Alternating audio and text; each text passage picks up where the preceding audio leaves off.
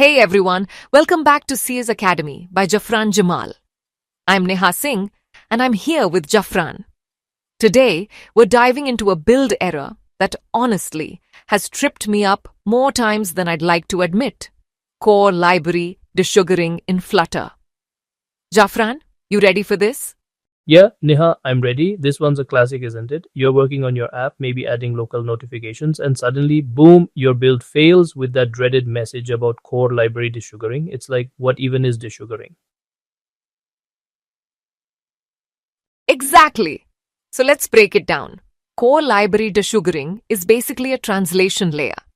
It lets you use modern Java features, like stuff from Java 8 or even newer, things like the java.time package, even if your app needs to run on older Android versions. It's kind of like a bridge that makes sure your shiny new code still works on those older devices. Right. So if you're targeting, say, API 21 or 23, and you want to use those newer Java APIs, desugaring is what makes that possible. Otherwise, your app just won't understand those features, and, well, the build system will complain loudly. Yeah, and the most common place I see this is with packages like Flutter local notifications. The first time I hit this error, I was integrating push notifications for a client's app. I thought I'd done everything right, but suddenly the build just stopped. I spent hours trying to figure out what core library desugaring even meant. I mean, it sounds so mysterious, right?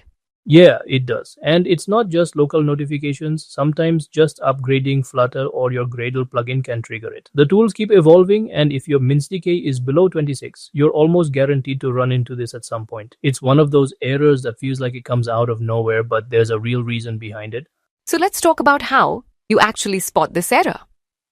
Usually it happens right after you add a new dependency, like local notifications, or maybe after you upgrade Flutter or Gradle.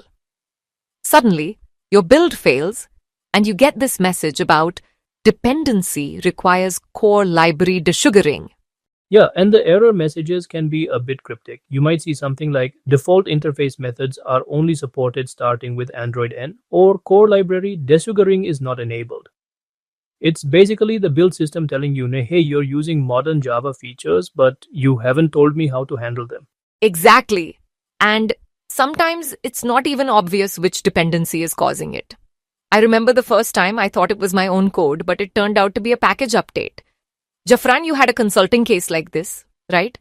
Yeah, I did. I was helping a team that updated just one package, nothing fancy, just a minor version bump. Suddenly, their build started failing with all sorts of compatibility errors. It turned out that the new version of the package used some Java 8 features, and their project wasn't set up for desugaring. It was a simple fix, but it took us a while to trace it back to that one missing configuration. That's so relatable. I think a lot of people get stuck at that point, just staring at the error message and not knowing what to do next. But once you know what to look for, it's actually not that scary. All right, let's get into the fix. The good news is it's pretty straightforward. You just need to make a couple of changes in your module level build.gradle file, the one inside your Flutter project's Android directory, not the top level one. Yeah, that's important. So first, inside the Android block, you want to find or add the compileOptions block. In there, you need to set core library desugaring enabled to true. That's the main switch. And then set your source and target compatibility to Java version.11. That keeps everything aligned. Right. And then scroll down to the Dependencies block. Here's where you add the actual desugaring library. You want to add core library desugaring with the dependency com.android.tools desugar.jdk.libs 2 1.5. That's the version for 2025. But if you're listening to this in the future, you might need to update that version if Google releases a new one. Exactly. And after you make those changes, don't just save and hope for the best. You need to run Flutter clean in your project root. That clears out any old build artifacts. Then run Flutter pub get to fetch your dependencies again. And finally, rebuild your app with Flutter run or build your APK or app bundle. Yeah, that Flutter clean step is so easy to forget, but it's crucial. I've lost count of how many times I've skipped it and then wondered why nothing changed.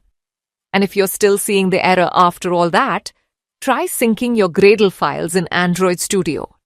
Just click the little elephant icon.